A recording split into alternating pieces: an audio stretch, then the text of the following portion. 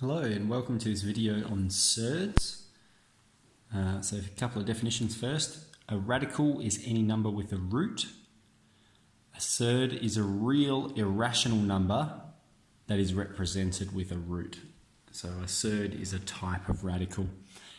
And you may not have heard the word surd before, but just like our operations with algebra, where we can collect variables and collect like terms, we can treat a surd as a variable because it is just a number, so those same concepts apply.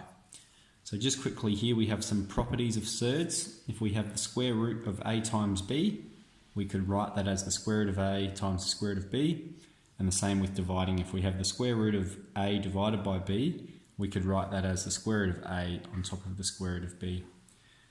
So we're going to write these as a single surd or number. So at the moment we've got something that looks a bit like this. Okay, it's root a times root b, or root 2 times root 3. So we can write that as the square root of 2 times 3.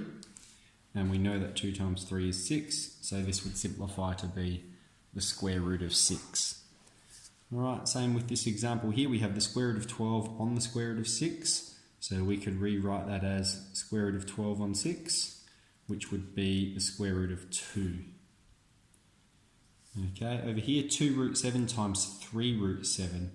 So I'm going to write this like this: 2 times root 7 times 3 times root 7. And you don't have to do this every time you're doing these problems. I'm just trying to show you what we're doing here. And whenever we're multiplying, order doesn't matter, okay? Because 2 times 3 times 4 is the same as 4 times 3 times 2. It doesn't matter on the order. So we're going to write it like this: 2 times 3 times root 7 times root 7. Now, of course, 2 times 3 is 6, and root 7 times root 7. Well, that would be the square root of 7 times 7, which is the square root of 49, which would be 7. 6 times 7 is 42. So what we did there, whenever you have the square root of number times itself, it's always going to give you that number without the root. Okay, so perhaps that's another property we'll write up here. Square root of a times square root of a equals a. So we have 6 times 7 is 42. All right, we've got a few more examples here. Often when you put something like the square root of 8 into your calculator, it'll simplify it for you. So it writes it in this form of a root b, where a is as large as possible. So what we're trying to do is we're looking at this number in here and we're trying to say, what is the biggest square number that is a factor of that? So square numbers being 4, 9, 16, 25, 36, 49, etc. So the biggest square number that's a factor of that is 4. We could write 8 as the square root of 2 times 4.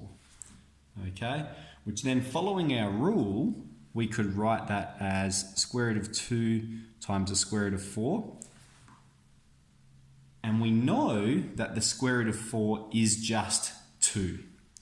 Okay, so the answer to this is going to be 2 times root 2. So the square root of 4 is 2, and then we have this times root 2. And the correct order to write it is the whole number out the front times the radical. That's why we've written it like that. Okay, if we have the square root of 27, well, that could be the square root of 3 times 9. 9 is the highest square number that goes into that, which we would write as the square root of 3 times the square root of 9. And again, we know that the square root of 9 is just 3. So what we have is 3 lots of the square root of 3, or 3 times the square root of 3. Okay, with root 64, that is the square root of 64 is just 8, isn't it? So that's a poor example. I might change that to be square root of 32. Okay, so square root of 32 we could write as the square root of 2 times 16, which would be the square root of 2 times the square root of 16. And we know the square root of 16 is 4. So this would be 4 lots of root 2. Okay, again, same rules apply when collecting like terms. That's what we're doing here.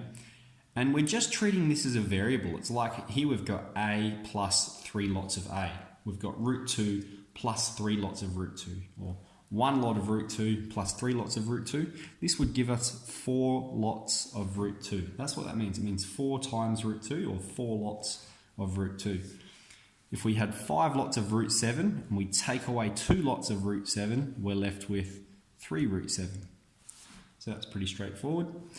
And then down here, we're expanding, and then we're going to simplify. So again, we treat it the same as a variable, all right? Or in this circumstance, as we would expansion. So if we're going to expand that out, we would have 2 root 2 plus 3 root 2 times root 2. I've put the times there intentionally because we can further simplify that. 2 root 2 stays as it is, but 3 times root 2 times root 2, we know that root 2 times root 2 will be 2, so that would be 3 times 2.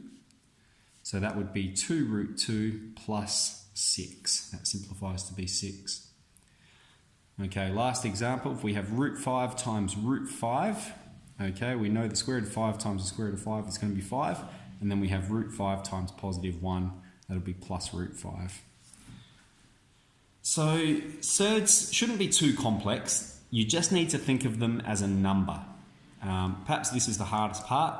The good thing is that your calculator will do this for you. If you put square root of 8 into your calculator, it will simplify it to be that, or that, or that.